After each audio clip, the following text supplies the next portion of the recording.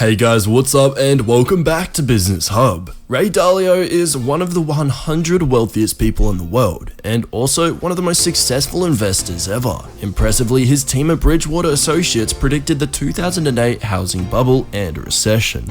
But what really impresses most of us is the leadership qualities he talks about in his book, Principles, Life and Work.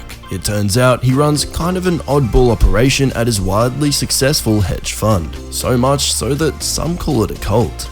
The topic for today's video is going to be about Ray Dalio's 7 keys to success. Before we do so guys, I'd want you to hit that red subscribe button to enter our monthly shout out giveaway. Just comment down below letting us know that you've subscribed and we'll enter you into the giveaway. Number 1. He's learned a lot from his own failures. People are always told to make adjustments based on what they learned from failure. Most of us don't change much, but Dalio did. In 1993, he got a performance assessment as chairman of Bridgewater that described his interactions with employees as negative. It said that he made workers feel incompetent, unnecessary, humiliated, overwhelmed, belittled, pressed, or otherwise bad. The memo urged Dalio to improve his management skills for the sake of the company. It was a turning point for him mentally. Much of this piece describes what he's done as a result of this self-reflection. Number 2. Be totally honest to everyone. Dalio now stresses the importance of establishing relationships of openness, honesty, and trust with employees. In the more than 500 pages of principles, he preaches for higher-ups to embrace constructive criticism and to use blunt and honest critiques to grow. Dalio asks that employees take similar honest criticism as an opportunity to improve. Many who have passed through Bridgewater criticize this arrangement, saying that workers haven't always felt heard when they voice their criticism. Number 3. Talking tough love. In order to make honesty more of a two-way street, you have to have tough love. Dalio encourages all employees to have a healthy sense of humility and to make changes internally in response to criticism. Tough love shouldn't be strict or emotionless. It should be a culture of introspection and self-improvement. He advocates putting your genuine thoughts on the table and discussing them so that nobody is secretly mad at each other. Number 4. It's okay to make mistakes. Despite advocating blunt honesty, Dalio doesn't harshly penalize employees for making mistakes. On the contrary, he says they're teaching opportunities. The 8th of Dalio's principles says it's okay to make mistakes, but not okay to fail to learn from them. He recognizes that effective, innovative thinkers are going to make mistakes and believes they are part of the creative process. Number 5. Embrace open-minded disagreements. The 20th principle says to constantly get in sync about what is true.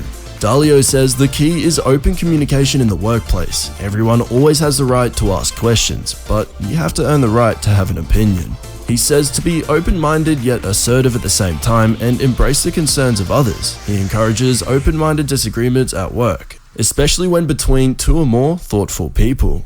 Number 6. Don't ignore your own flaws. There is a consistent message about self-reflection in these principles. In a competitive age of wanting to do better than everyone else, it can be hard to swallow your pride and examine your flaws. Yet this is exactly what Dalio says to do if you want success. Self-reflection is key for everyone, even higher-ups. It's a highly beneficial way for people to recognize when to make changes in themselves or others. Finally, number 7. Recognize different people are built differently. Dalio is a believer in embracing differences between people. Everyone brings unique values, beliefs, and abilities. The only way to know what to expect from an employee is to get to know them.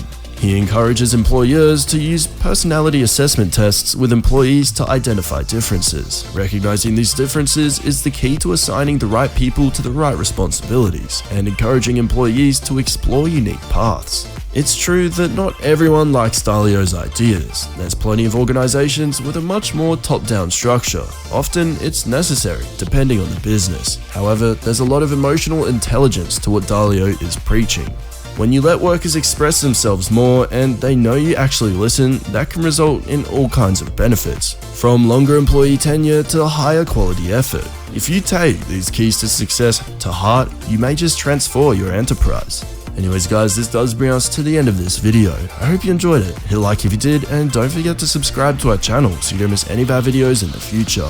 Also, please do check out at least one of the 2 videos you're seeing on screen right now, because that would really help us out. With that being said, as always guys, I'll see you in the next video.